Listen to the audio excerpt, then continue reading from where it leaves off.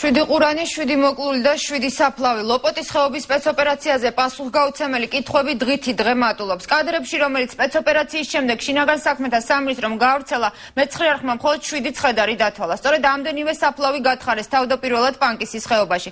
ამას ემატება ის ფაქტიც, რომ ამ დრომდე იდენტიფიცირებულია და დასახელებულია მხოლოდ 7 მოკლული მებრძოლის გვარი. მიუხედავად იმისა, რომ შინაგან საქმეთა სამინისტროს ოფიციალური განცხადებით ნაპოვნია 11 გვამი, დანარჩენი 4-ის ვინაობა უკვე 1 კვირა არ სახელდება. ამ ყველაფერს დაემთხვა გავრცელებული ინფორმაცია, რომ შეარაღებული ჯგუფის 4 წევრი დაკავებულია და ისინი მოდულის შენობაში იმყოფებიან.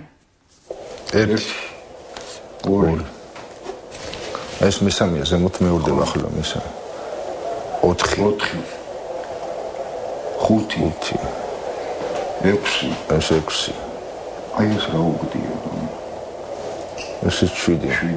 გონის ღამის ხედვის ის იყო ხესაწყო. შინაგან საქმეთა სამინისტროს ოფიციალური ვერსიის მიუხედავად, თადარიგის ოფიცრებმა ამავე უწყების მიერ გამოქვეყნებულ ვიდეოში არა 11, არამედ 7 დაღუპული შეიარაღებული პირი დაითვალეს. ვიდეოში ყურანით 7-ია, რაც კიდევ ერთი მიზეზია გენერალთა კლუბის წევრებისთვის იკითხონ, თუ სად არის ძალოვანი უწყების მიერ ლიკვიდირებულად გამოცხადებული კიდევ 4 ადამიანის ცხედარი. ჩვენ დავითვალეთ ეგრეთ წეგან კადრებიდან 7 ჩანს. 7 მიცვალებული მარტო. ეს რა თქმა უნდა ის დანარჩენი 4 სად არის? და მაგის გარდა კიდე არის ეს 6 კაცი, რომელიც ალყაში ყავდათ ამ 11-ის გარდა ისინისაც წავიდნენ. ანუ ხონდა იყოს ოფიციალური ვერსია, რომ სადღაც ან გამოჩნდნენ, ან გაექცათ, მაშინ უნდა თქვა, რომ აღარ არიან ეს ადამიანები. ეჭვს ლოპოტის ხეობაში სპეცოპერაციის შედეგად მხოლოდ 7 პირის ლიკვიდაციის შესახებ ისიც აძლიერებს, რომ ადგილობრივებმა დუიშიც არა 11, არამედ 7 საფლავი გათხარეს. პანკისელები პირად საუბარში ამბობენ, რომ თავიდანვე იცოდნენ დაღუპულთა ზუსტი რაოდენობა. გამოაცხადეს 20 კაციაო ტერორისტი. მერე გამოაცხადეს 11 მოუკალითო. დავხოცითო 11. და ცხედრებსაც ხედავდით, მოყავდით. ჯარისკაცები ხო იზრდებოდნენ. საწავიდე ეს 11 ადამიანი. გენერალთა კლუბში აცხადებენ, რომ ოფიციალური ინფორმაციის სიმწირემ ლაფანყურში მომხდარის ვერსიებზე პირდაპირ ზეგავლენა იქონია. რამდენი ადამიანიც არის ჩახედული ამ საკითხში, ყოველთვის გაჩნდება იმდენივე ვერსია.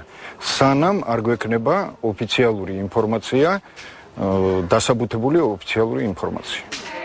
კავკასიის საკითხების მკვლევარის მამუკა არეშიძის ინფორმაციით, ლოპოტის ხეობაში მყოფი 20-მდე შეიარაღებული პირიდან 4 ქართველ სამართალდამცველებს თბილისში იყავ დაკავებული. არეშიძე შეიარაღებული პირების გადაადგილების შესახებაც ავრცელებს ინფორმაციას.